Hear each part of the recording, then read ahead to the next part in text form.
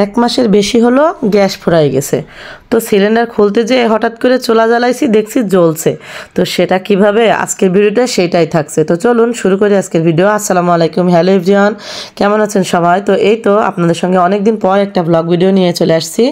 আর ছাদের উপরে দেখতেই পারলেন আমি হচ্ছে গ্যাসের চুলাটা ছাদের মানে সিঁড়ির ঘরে নিয়ে আসছি। রান্নাঘরের ভিতর অনেক অন্ধকার থাকে, যার জন্য আমি ভিডিও করতে পারি না তেমন একটা, তো সেই জন্য সিঁড়ির ঘরে আনছি। তো আজকে আপনাদের সঙ্গে প্রথমে যে গল্পটা করলাম সেটা হলো আমার অনেক দিন আগে আমি রুটি বানাতে বানাতে আমার গ্যাস শেষ হয়ে গেছিলো। তো সেটাও কিন্তু আমি ভিডিও করে রিলস হিসাবে দিছিলাম আপনাদের, যে রুটি বানাতে বানাতে আমার গ্যাস শেষ হয়ে গেছে। তো সেই রাত্রের বেলা আবার আমাকে চুলা ধরায়ে তারপরে কিন্তু হচ্ছে রুটিটা সেকতে হয়েছিল। তো আজকে হঠাৎ সিলিন্ডার খুলতে যে, আজকে নয় 2 দিন হলো, তো সিলিন্ডারটা খুলতে যে হঠাৎ করে চুলা জ্বালাইছি, কি মনে হলো জানি না, এমনি চুলা জ্বালাই দেখি চুলা জ্বলছে। তো তারপরে কড়াই দেওয়ার পরে দেখি কড়াই গরম হয়ে গেছে। তারপরে মাছ ভাজি করছি, একে একে তরকারিও রান্না করে ফেলছি, দেখছি হয়ে গেছে। সেটা কিন্তু গত দিন, মানে সেদিন আমি কচু দিয়ে, মান কচু দিয়ে, বড়ি দিয়ে, মাছ দিয়ে রান্না করছিলাম। আর আজকে আবার রান্না করছে, দেখেন বেগুন দিয়ে মাছ দিয়ে রান্না করব, আর রান্না করব মুরগির গোশ। তো এইটাও কিন্তু আমার হয়ে গেছে রান্না। তাহলে বুঝতে পারছেন সিলিন্ডারে কতটুকু গ্যাস ছিল, আর এখনও কিন্তু জ্বলছে। তো আমি এই ভিডিওটা একটা রিলস দিছিলাম, তো অনেকেই বলছে যে 2-3 দিন যদি সিলিন্ডার রেখে দিই তো না খেয়ে মরতে হবে। তো তাদেরকে বলতে হচ্ছে, আপু আমার হচ্ছে মাটির চুলা আছে, যার জন্য আমি এটা করতে পারছি। আপনাদের যদি না থাকে তাহলে আপনারা করবেন না, সিম্পল কথা। অনেকেই আছে 2টা সিলিন্ডার ব্যবহার করে, অনেকের মাটির চুলা আছে, অনেকেই মাটির চুলাও রান্না করে, গ্যাসের চুলাও রান্না করে, তাদের জন্য কিন্তু এটা ঠিকই হতে পারে। তো আমি বলছি আপনারা মানলে মানবেন, না মানলে আমার কিছু করার নেই। আমি কিন্তু আপনাদের জোর করে কোনো কিছু মানাতে পারবো না।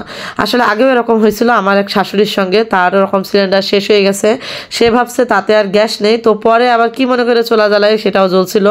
আর আমার সিলিন্ডার একদম অনাকাঙ্ক্ষিতভাবে আমি চুলাটা জ্বালাইছি, আমি বুঝতেই পারছিলাম না যে আসলে গ্যাস আছে কি নেই, আমি এমনি জ্বালাইছি, জ্বালাই দেখি চুলা জ্বলে উঠছে। তো তারপরে কিন্তু এই তো 2-3 দিন ধরে কিন্তু আমি জ্বালাচ্ছি আর রান্না করছি। যেহেতু আমি মাটির চুলায় রান্না করি, সেই হিসেবে আমার গ্যাস সিলিন্ডার কয়েকদিন পড়েছিল, আমার কোনো সমস্যা হয়নি। তো আমার কাঠও শেষ, যার জন্য আমি সিলিন্ডার আনতে দিব বলে কিন্তু আমি চুলাটা জ্বালাইছি, আর এই সারপ্রাইজটা পালাম। এখন আপনারাই বলেন এটা কি ভালো হয়েছে নাকি খারাপ হয়েছে বলতে পারবো না, অনেকের অনেক রকম ধারণা থাকতেই পারে। তো আমার এই টিপসটা কিন্তু আপনারা ফলো করতে পারেন, যে আপনারা সিলিন্ডার শেষ হয়ে যাওয়ার পরপরই কিন্তু সিলিন্ডারটা ফেরত দিবেন না।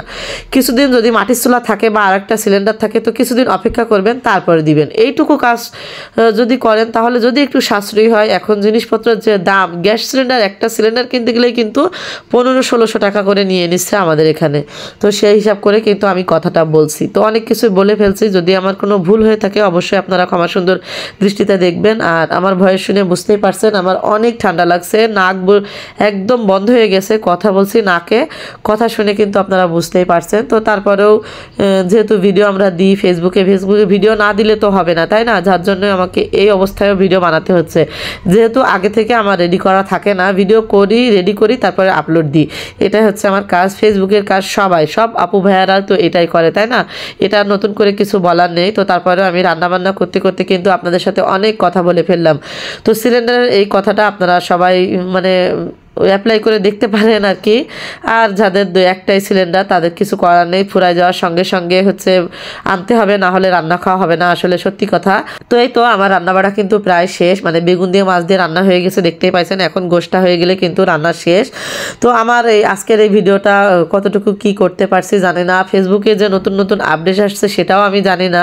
তো আপনারা হচ্ছে আমাকে অবশ্যই জানাবেন, যদি আপনাদের নতুন আপডেট সম্পর্কে কিছু জানা থাকে অবশ্যই সেটা আমাকে কমেন্ট করে জানাবেন। আর এখানে একটু আলোর সমস্যা আছে, যেহেতু আমি নড়াচড়া করছি, যার জন্য একটু আলো এদিক ওদিক হচ্ছে। তো সেটাও আপনারা সবাই একটু দেখবেন, আশা করি ভিডিওটা দেখবেন, আশা করি ভালোই লাগবে। তো এখানে হচ্ছে নতুন আলু ভেজে রাখছিলাম, গোশের ভিতরে দিয়ে দিছি। আর গোশটা কিন্তু আমি খুব বেশি পানি দিয়ে কষাইনি, একটুখানি কষাই তারপরে ঝোল দিয়ে দিব, মানে একটুখানি না, ভালোই কষাইছি। তো এই তো কষাই এখন নামাই নেওয়ার পালা। তো আজকে আর খাওয়া দাওয়ার ভিডিও করে নিয়ে আজকের এই ভিডিও আমি এখানেই শেষ করে দিব। তো আজকের এই ভিডিওটা আপনাদের কেমন লাগলো সবাই কিন্তু আমাকে কমেন্ট করে অবশ্যই জানাবেন। যদি ভালো লাগে পেজটাকে ফলো দিয়ে সবাই পাশে থাকবেন। তো আমি আজকের মতো বিদায় নিয়ে নিচ্ছি, আগামী দিন আরও নতুন নতুন ভিডিও নিয়ে অবশ্যই আপনাদের সঙ্গে হাজির হব। আসসালামু আলাইকুম, আল্লাহ হাফেজ।